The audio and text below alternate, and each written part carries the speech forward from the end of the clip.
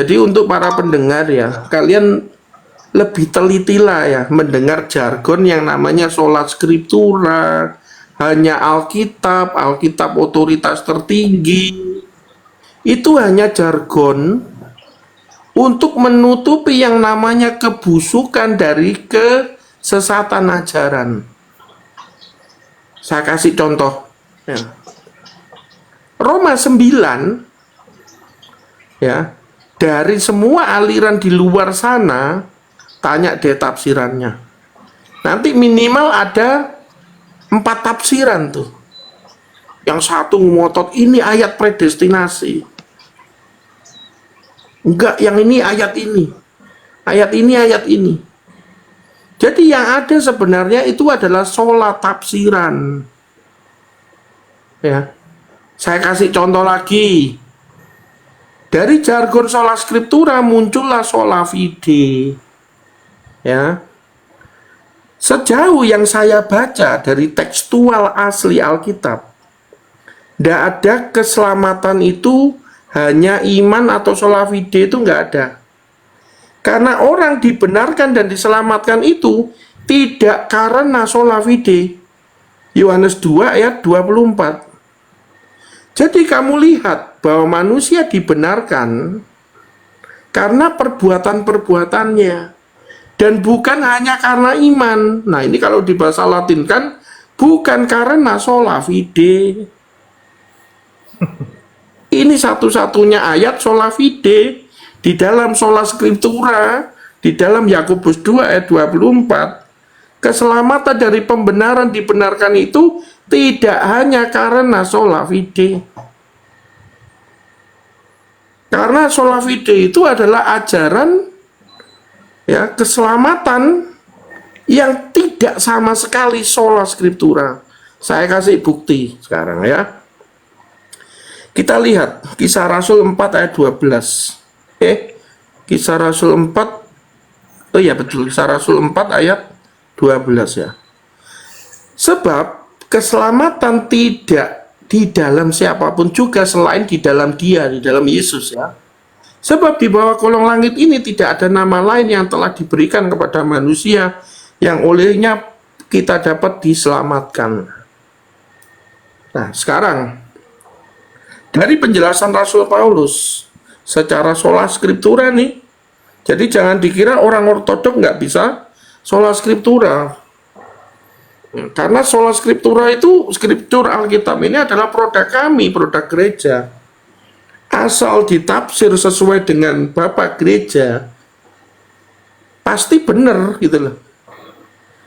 Nah sekarang ya, Efesus 5 ayat 23. Kristus adalah kepala gereja, dialah yang menyelamatkan tubuh. Bukan menyelamatkan yang di luar tubuh ya. Sekarang siapakah gereja itu? Diulang lagi, itu pengulangan ya.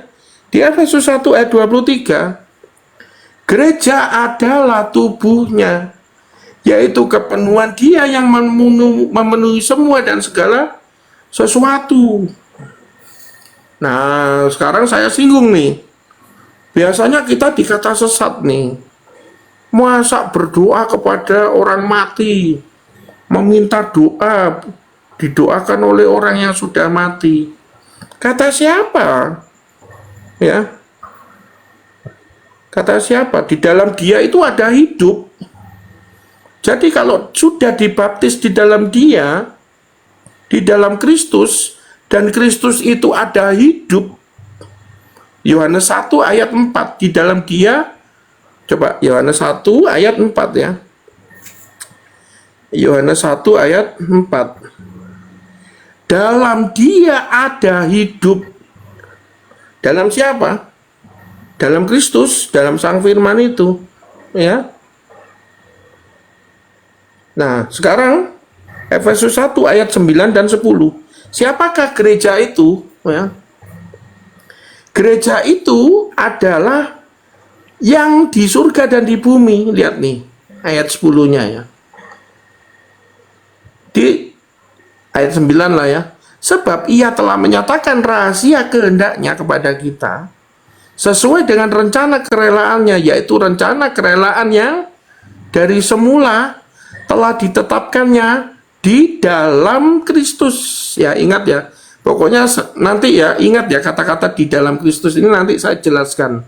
Bagaimana sejatinya jalan ceritanya orang bisa di dalam Kristus. Nah, sebagai persiapan kegenapan waktu untuk mempersatukan di dalam Kristus sebagai kepala segala sesuatu, baik yang di surga maupun yang di bumi. Nah, kira-kira yang di surga, yang di bumi ini siapa coba? Kalau dari penjelasan tadi, Efesus 1 ayat 23 dan juga Efesus 5 ayat 23, yang di surga dan di bumi itu adalah gereja yang akan dia selamatkan sebagai tubuhnya. Nah, sedangkan tubuhnya itu cuma satu. Bisakah sekarang Anda punya tubuh, badan Anda di Jogja, lalu sisanya ke Papua? Lalu kepala Anda ikut yang di Papua sono, yang sisanya Anda tinggal di Jogja. Nggak bisa lah. Itulah mengapa tadi Romo Diakon Kaki mengatakan iman keselamatan di dalam gereja itu komunal, barengan, karena satu tubuh. Oleh karena itu kita berdoa pun berliturgi dalam segala hal yang menyangkut Kristus sebagai kepalanya. Kita sejatinya tidak pernah berpisah dengan mereka yang sudah mendahului kita, yang ada di dalam surga atau Firdaus sana. Itulah mengapa di dalam kesatuan gereja yang satu ini ada yang namanya syafaat, saling mendoakan antar anggota gereja. Nah, kenapa sekarang doa mereka itu lebih sempurna? Karena mereka telah dikuduskan dan disempurnakan. Efesus 10, Ibrani 10 ayat 10, Ibrani 10 ayat 14, Ibrani 12 ayat 23. Mereka disebut roh-roh orang benar yang telah menjadi sempurna. Sempurna dalam apa? Sempurna dalam iman? Enggak, iman itu adalah bukti dari segala sesuatu yang tidak dilihat. Mereka sudah melihat. Jadi mereka tidak perlu iman lagi. Pengharapan juga mereka nggak perlu, sudah melihat faktanya kok. Sehingga mereka itu sempurna di dalam kehendak Allah. Karena mereka sudah ada di sana dengan Yesus sebagai imam besarnya, yang memimpin mereka dan kita untuk berdoa bersama-sama kepada Bapa. Nah, mereka berhubung sudah di sana, mereka itu pasti akan mendoakan kita di dalam Roh Kudus untuk berdoa sesuai dengan kehendak Allah. Karena hanya yang sesuai dengan kehendaknya lah yang akan dikabulkan. Roma 8 ayat 27. Roh sendiri berdoa untuk kita, ya kan? Apakah sekarang Roh Kudus sendiri yang berdoa? Ya enggak dong, sebab di dalam persekutuan Roh Kudus itu ada gereja. Dan Allah yang menyelidiki hati nurani, mengetahui maksud roh itu, yaitu Roh Kudus, bahwa ia sesuai dengan kehendak Allah berdoa untuk orang-orang kudus, yaitu kita yang masih berjuang. Nah, sekarang kembali ke keselamatan. Ini nyenggol dikit nih, karena kita dikatain sesat tuh. Katanya nggak ada di Alkitab berdoa bersama para kudus. Loh, sola skripturamu aja yang nggak teliti dan tafsiranmu aja yang nggak utuh, nggak disesuaikan dengan gereja mula-mula. Sekarang kembali ke laptop, kembali ke keselamatannya. Tadi dikatakan kepala yang menyelamatkan tubuh, tubuh adalah gereja. Sekarang siapa yang menjadi anggota gereja? Caranya 1 Korintus 12 ayat 13 ya. Sebab dalam satu roh, kita semua baik orang Yahudi, Yunani, baik budak maupun merdeka, telah dibaptis menjadi satu tubuh. Dan kita semua diberi minum dari satu roh. Berarti untuk menjadi anggota gereja, itu pintu baptisan, itu pintu masuknya, pintu gerbangnya adalah baptisan. Jadi kalau tanpa baptisan, jangan harap kamu menjadi anggota satu tubuh, yaitu gereja, yang diselamatkan oleh kepala yang menyelamatkan tubuh. Itulah secara tekstual mengapa 1 Petrus 3 ayat 21 dikatakan apa? Juga kamu sekarang diselamatkan oleh kiasannya, yaitu baptisan. Jadi kalau mengatakan baptisan tidak menyelamatkan, fix itu ajaran yang sesat, tidak sesuai dengan Alkitab, tidak sesuai dengan ajaran kebenaran dari gereja. Nah, tadi saya kan katakan di dalam dia, di dalam Kristus, di dalam dia, di dalam Kristus ya. Pokoknya kalau kalian menemukan di dalam Alkitab ya, ada kata di dalam Kristus, itu pintu masuknya adalah baptisan. Semisal ini ayat andalannya Daging Adas nih, Budi Asal ini. Predestinasi katanya gitu kan. Roma 8 ayat 29. Iya betul, ini bunyinya memang predestinasi. Sebab semua orang yang dipilihnya dari semula, mereka juga ditentukannya dari semula untuk menjadi serupa dengan gambaran anaknya, supaya ia anaknya menjadi yang sulung di antara banyak saudara. Dan mereka ditentukannya dari semula, mereka ini juga dipanggilnya, dibenarkan dan dimuliakan. Ini ayatnya dalam bahasa Inggris memang predestinated, ya, predestinasi. Tapi lihat, siapa semua orang yang dipredestinasikan ini siapa? Jadi kalau membaca harus teliti nih. Baca dari ayat 1-nya. Demikian sekarang tidak ada penghukuman bagi mereka yang ada di dalam Kristus Yesus. Jadi yang dipredestinasi untuk dimuliakan, dipanggil, dibenarkan, dan lain sebagainya itu adalah penentuan di dalam Kristus. Gampangannya gini loh. Lomba itu Kristus ya. Saya ngadain lomba nih. Saya mempredestinasikan semua orang yang ikut lomba akan mendapat snack dan minuman gratis. Dan yang menjadi pemenang lomba akan dapat mobil, motor, dan HP. Lalu siapa yang ikut lomba? Ya kalian yang mau daftar.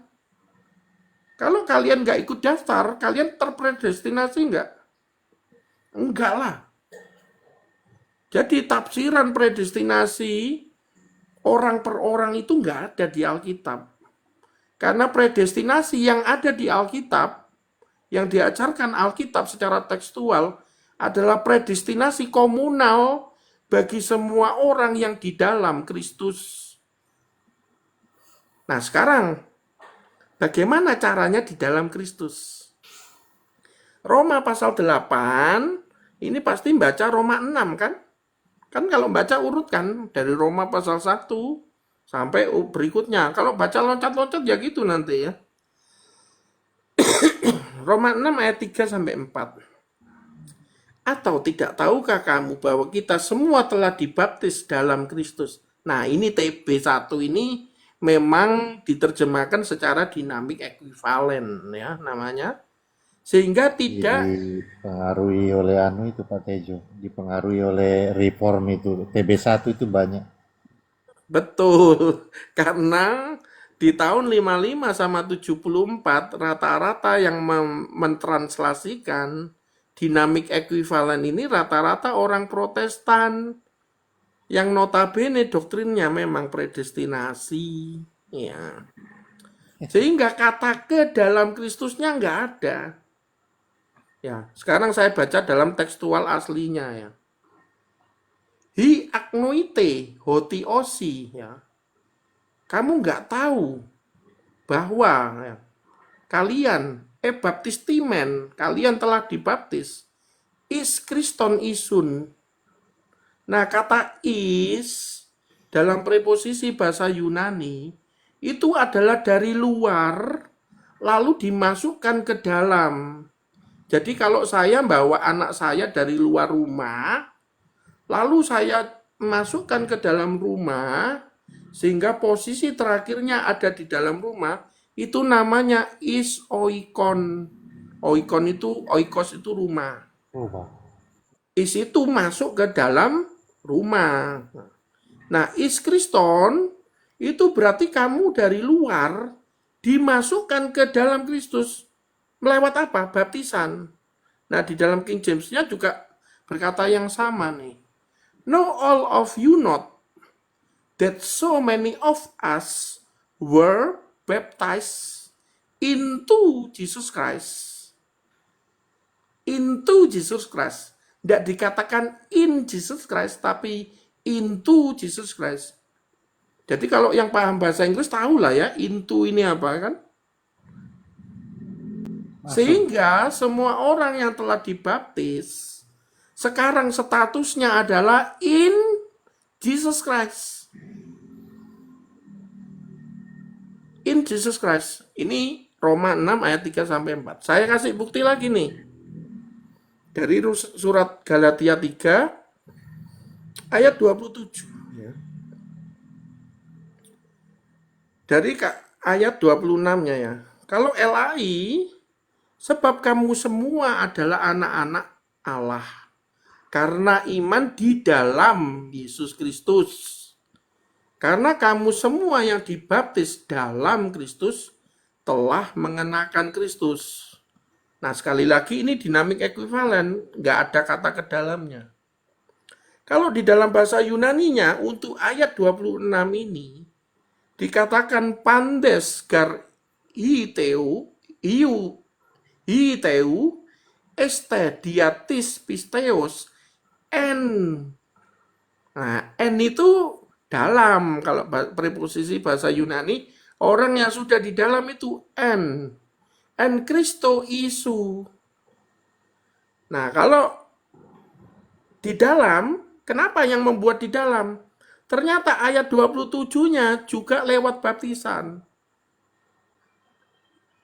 Hosigar is Kriston, ya, karena kalian is Kriston, tadi sama tuh. Roma 6 ayat 3 juga mengatakan is Kriston, ya kan? Berarti dari luar dimasukkan ke dalam Kristus. Baptistite, kalian semua telah dibaptis. Kalau dalam King James Version-nya, for as many of you as have been baptized, berarti telah dibaptis, into Christ. Sama enggak? Sama. Sama. Jadi nanti kalau kalian melihat ayat Alkitab, kata dalam Kristus, berarti itu ayat ditujukan kepada mereka yang telah dibaptis, bukan yang belum dibaptis. Dan untuk masuk ke dalam Kristus, pintu masuknya adalah baptisan. Itulah tradisi gereja ortodok. Dari mula-mula, untuk menerima misterion kasih karunia yang menyelamatkan melalui Ekaristi, pengampunan dosa, dan lain semuanya, Anda mutlak harus masuk ke dalam gereja melalui pintu baptisan. Sebelum Krisma juga harus baptisan. Sebelum ikut Ekaristi juga harus sudah dibaptis. Dan baptisan ini menurut Roma, ya, sola scriptura lagi nih, ya, harus didasarkan pada Roma 10 ayat 17. Iman timbul dari pendengaran oleh firman Kristus. pengajaran. Jadi, makanya sesuai dengan Matius 28 ayat 19, jadikanlah semua bangsa muridku. Berarti kalian ada menjadi murid dan ada gurunya yang mengajarkan ajaran. Sehingga kalian setelah beriman tentang ajaran dari pemuritan itu, timbul iman. Nah, iman inilah yang menjadi dasarnya pembaptisan. Nah, ini juga menjawab, berapa lama ikut katekisasi? Setahun kah? 2 tahun kah? Ya sampai kamu timbul iman terhadap semua pengajaran yang telah kamu terima di dalam iman yang ortodok, yang dilakukan di dalam gereja ortodok. Sola Scriptura enggak nih? Cocok nih. Justru di luar sana yang enggak sola Scriptura sama sekali. Nah, sehingga kalau kita sudah dibaptis dalam Kristus, surat Efesus ini untuk kita. Dari Paulus, Rasul Kristus Yesus oleh kehendak Allah, kepada orang-orang kudus di Efesus, orang-orang percaya dalam Kristus Yesus. Nah, di sini menggunakan kata N, berarti sudah di dalam. Nah, percaya dalam Kristus tadi, kalau Galatia 3 ayat 26, sebab, ada sebabnya tuh. Sebabnya oleh baptisan. Sehingga kalau sudah dibaptis dalam Kristus, dan di dalam Kristus, kita baca ayat 4-nya, ini andalannya Reform nih, ya, The King Adage. Sebab dalam Dia, Allah telah memilih kita sebelum dunia dijadikan. Nah, ini andalannya predestinasi, semua ketetapan di dunia, di minus tak terhingga katanya. Sebelum dunia dijadikan, gitu kan. Padahal ayat ini supaya kita menikmati syarat bahwa dipilih sebelum dunia dijadikan itu di dalam Kristus. Kalau kamu nggak dibaptis ke dalam Kristus, kamu nggak termasuk. Jadi pintu masuknya semuanya adalah baptisan. Dalam kasih.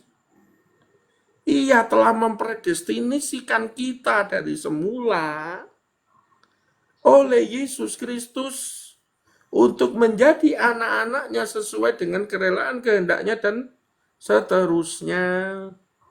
Tetapi ayat ini untuk kita semua yang telah dibaptis dari luar Kristus masuk ke dalam Kristus. Jadi sekali lagi pintu gerbangnya adalah baptisan. Dengan demikian, kalian juga memenuhi syarat keselamatan.